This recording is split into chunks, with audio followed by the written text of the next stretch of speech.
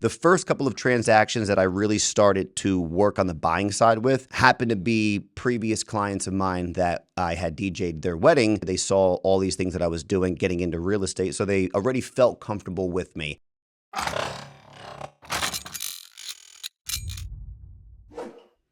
All good? All gooch. Cool. Hey, what's going on, everybody? Welcome back to the Closing with Cory podcast, episode number 20. I had a conversation actually with the guy behind the camera last week that I was here, last time that I was recording, just as far as some ideas. And I want to be able to keep, the content that I make in my podcast and the content that I deliver, something that can be digested by everybody, depending on if you're getting a whole bunch of great real estate knowledge or some knowledge about me. So I figured going off our conversation, I wanted to talk a little bit as far as how I got into the world of real estate. I've had this conversation with a ton of buyers and sellers and people and just in passing, but I never really put it onto a video to where it could be something that I have to be able to put out there. So let's kind of go through how I got into this business. It was back in 2014. I was working at a DJ company, Elite Sound Entertainment out of Saddlebrook. Shout out to my old boss, Johnny Buds.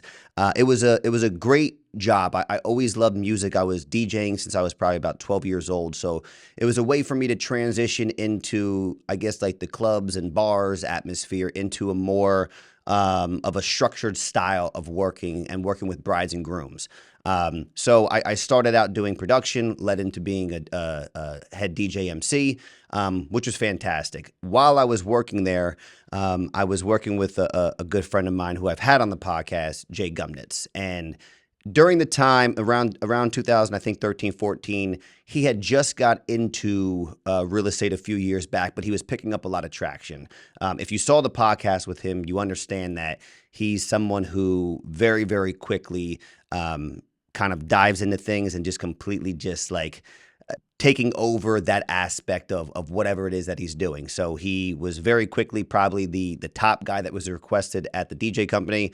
And then, as you can see, became very, very successful in real estate. So he said to me, he said, I think that this could be something that you could do very, very well in, just from my work ethic, from my personality, from being able to work with people. My stepfather owns a mortgage company, and I originally had thought about getting into mortgages. I actually went to mortgage school, I guess, I don't know, whatever it's called, and I completed the entire course, got to the point of riding with a very, very successful mortgage lender who I actually, still do some deals with to this day. And ultimately, not for any other reason, just the mortgage process didn't connect with me in a certain way. Towards the later years that I was working with the DJ company, I actually led into the sales aspect of it. So I was being interviewed by brides and grooms, kind of being told what they want, what they're looking for, and just that whole process of quote unquote sales is just really getting to know somebody, really getting comfortable to make sure that that person that they're going to choose to DJ one of the biggest nights of their life, that they feel very comfortable with and they feel very confident in, that they'll be able to deliver exactly what it is that they're looking for. Later on down the road, I think that translates very well into real estate because same thing, these buyers and sellers are meeting with me to basically interview me to see if that they're going to be most comfortable and confident in me with the biggest purchase of their life. So it kind of went hand in hand. I think probably about the March of 2014, I decided to just say, hey, I'm going to get into the real estate school. I'm going to do the 2.5-week course, get it going really quickly, get my license. I went to the Weichert School of Real Estate in Bridgewater that I don't think is there anymore. But it was good to be able to be in person. The instructor was fantastic. I learned a lot. And for all of the real estate agents out there, you understand that basically everything that you're learning in that course translates a little bit differently into the real world. All of those things you take with you and you act by the code of ethics and all these things that you're supposed to be doing, but it doesn't exactly translate one-to-one once you're in these real life situations. And there's a lot of different X factors when it comes to that. So, I got my license. I joined Keller Williams in Basking Ridge. great company. And I kind of just started doing this one-on-one to where I was DJing Thursday, Friday, Saturday, sometimes Sunday as well too for my weddings. Fridays, Saturdays, and Sundays are the day that you meet with clients. You go to open houses. You show different things. So it was really tough to balance both because then I was trying to almost overcompensate on not being available from Thursday to Sunday and trying to do Monday to Wednesday. And then throughout the entire week, I was going into Keller Williams and I was just trying to build up my database. I was trying to build up my client base and just get an idea of what was going on. So starting out in real estate, it's a lot of promoting yourself, and it's a lot of just letting people know, hey, I'm in this business. Because for the most time, everyone saw me and they saw me as like, oh, that's Cory. That's the DJ MC that works for this company. You know, sometimes he does clubs, sometimes he does, bars, whatever. But nobody knew me in the sense of like, oh, he's also a real estate agent, just because I was never promoting myself. Everything that I was promoting social media wise, when I saw people, was always geared and based off of DJing. So once I got my license, once I joined Keller Williams, they have a great training program to where they work with new agents. They kind of get them an idea and a system and a structure in mind, just as far as gaining clients, being able to have a good outreach, and kind of what to do. So the best piece of advice that I got was actually from Jay himself. At the time in 2014, Facebook was still the main social media platform. It was where everybody was still going. Everybody still was their main presence was on Facebook.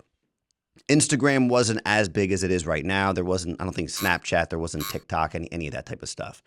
What I did was I went through my entire Facebook friends list at that time. I think I probably had maybe about like 4,000 friends just that have accumulated over the years. That was my main Facebook from when I first started Facebook. And I sent out a personalized message to every single person on my Facebook. Again, this was all Jay's idea. This wasn't my idea. Basically just saying, hey, so-and-so, I made sure that I didn't want to have it be generic to where it was just a copy and paste for every single person, because then I feel like it wasn't going to be authentic. They were going to see that and just be like, oh, this guy's just throwing out whatever.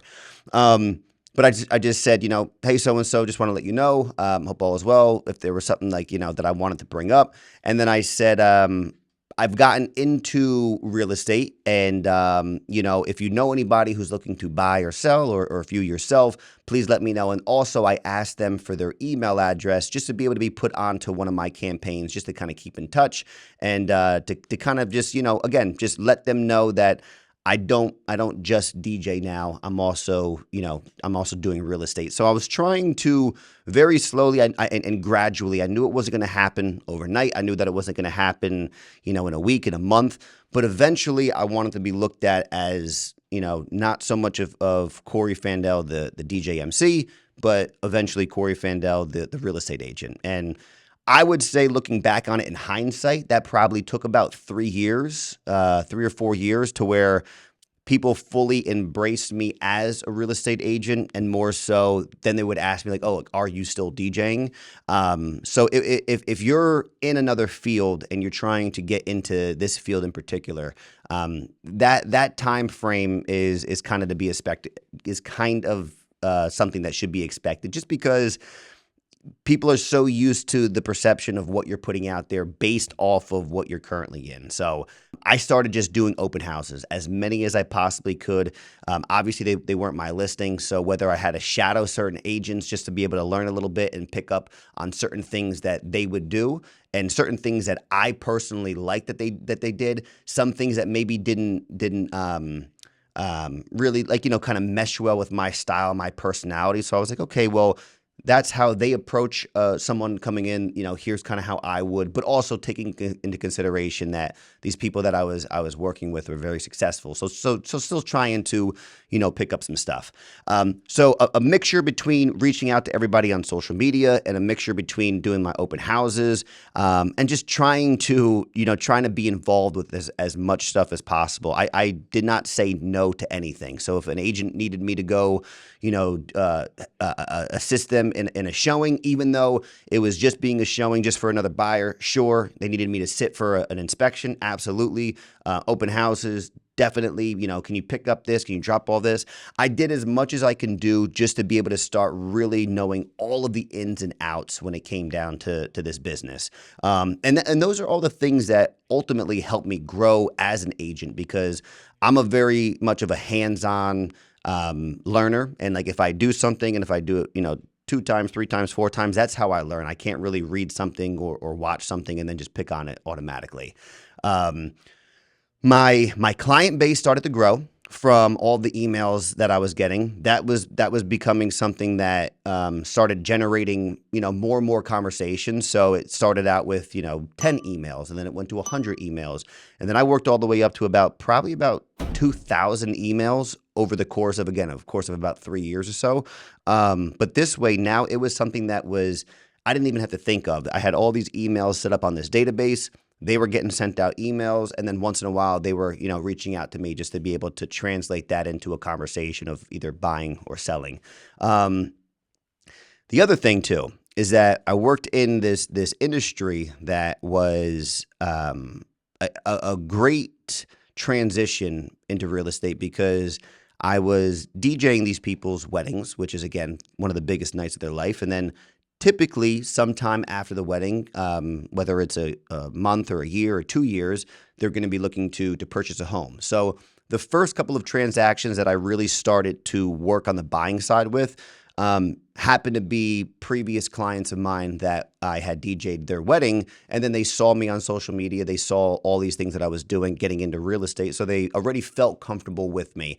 And as you know, in any type of business, if you have a referral or someone that you've worked with or a previous client, those are the best ones, because, everyone's already comfortable going into it, and everyone kind of has an idea of what to expect. It's a lot easier, realistically on the other side, because there's already some sort of trust that's already been built and established. So my first few transactions were with previous clients of the weddings that I had DJ'd, along with meeting a whole bunch of people, doing these open houses, doing these events.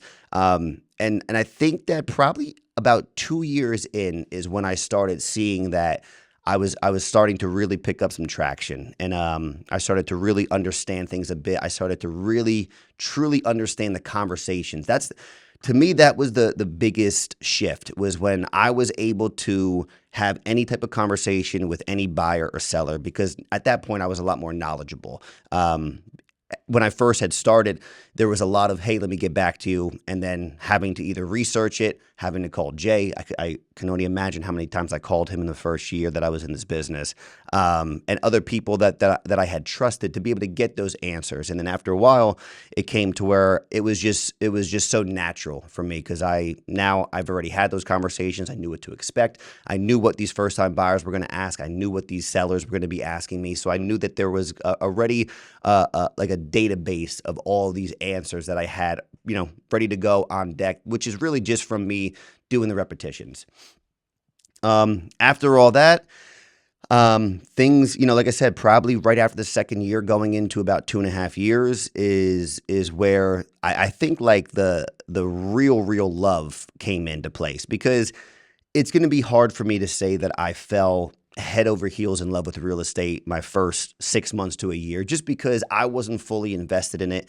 I was still probably 95% the DJ company and 5% real estate. And I would say about 2 years into it, I was probably about 25% the DJ company, 75% real estate. And that's when I really, really developed that passion, and I really just developed that love. And after that second year, that's when I decided to kind of go all in. And, I started to slowly book less and less weddings, and I started to just invest so much of my time, so much of my effort into just building my business, and more so than anything, building my brand, because I knew how important it was. And I started to realize, like, wow, those conversations that I have from 2 years ago, from 3 years ago, from a year ago, they pay so much dividends as time goes on, just because they stick out to people. There's something that people remember. and my brand, who I am as a person, and not to sell myself, but to more so just to be myself in order to attract the people that are going to want to work with me, and then ultimately are going to have I'm going to have a great experience with. So I would say that third year is when things really changed for me. I was fortunate enough to not only have my clients that I was working with and previous clients, but then starting to get some referrals from people that I had worked with. And in this business, referrals is such a huge thing. So and a great compliment as well too. So third year in, started getting a lot more kind of underneath me, just to be able to be a lot more comfortable in what I was doing.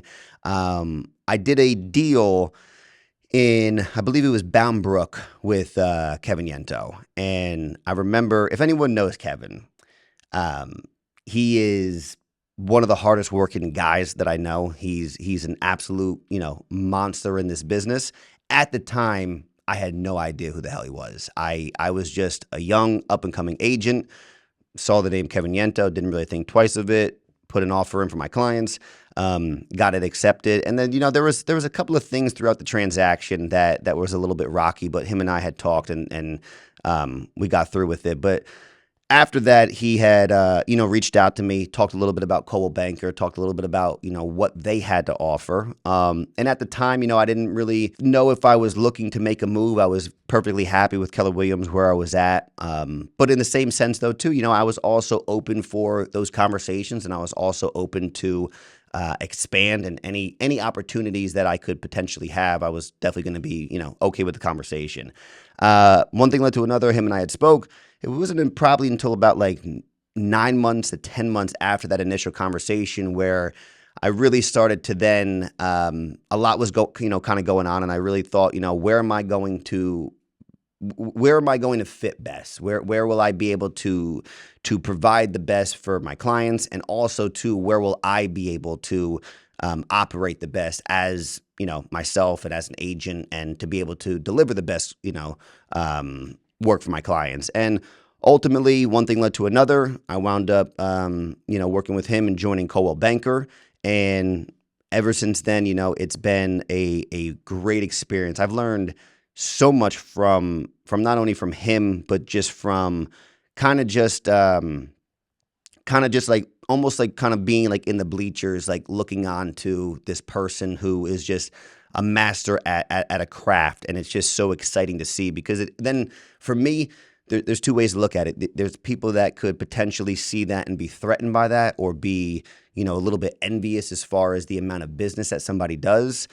Same exact thing with Jay, because these are both people that are absolute just monsters in their field. And for me, I see that, and I just I get so motivated by it, just because I see what the potential is. And it's not like there's any superpowers that are being done. It's just the consistency, the work, the dedication, knowing how to speak to people, knowing what you need to do, and more importantly, what you don't need to do, and how that's going to translate. So I've taken a bunch of techniques, just a bunch of things, and just try to mold it and make it my own. And I'm learning each and every day. I'm learning each and every year. I normally assess how my year to year goes.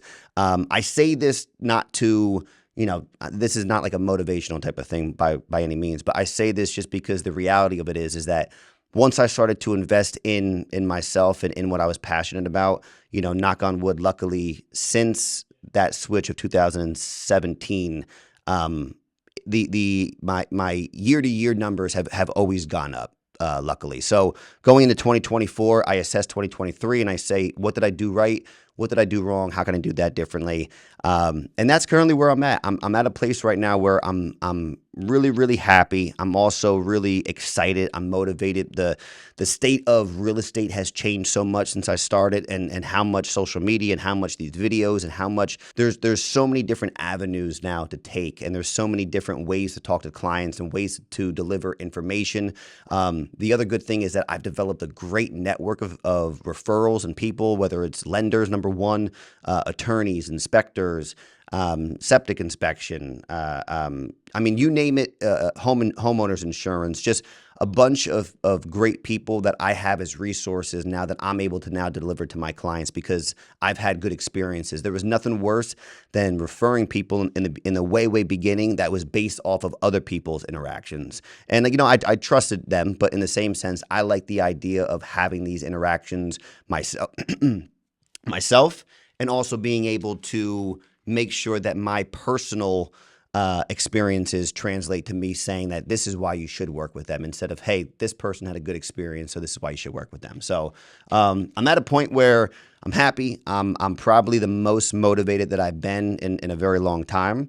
And I'm just excited to, I'm excited to be in this business. I'm excited to look back and see that, that game plan worked. It didn't always seem like it was going to work. And the transition from something that, I felt like I was very, very good in which was DJing into, doing something like this for full time. I didn't know how it was going to happen, but luckily it did. And I'm super happy and I'm super grateful that it did. So that's kind of my real estate journey, my real estate story up to this date. As if you are listening to this, if you've heard the other episodes, there's a lot more to expect when it comes down to this type of content. So, definitely stay tuned for that. And a lot of different things that I kind of have working behind the scenes that unless you are in the area that I'm working in, you probably won't see, which it's totally fine. But if you are, you'll hopefully be seeing me pop up a lot more. So, thank you for listening. As always, subscribe, tune in, like, comment, do all that type of stuff. If you have anything that you want me to cover, definitely reach out. I think I was talking to Ben before. We're probably going to have guests on the next 2 to 3 episodes. So a lot of cool people that I'm excited to talk to. So as always, thank you so much, and I'll see you guys soon.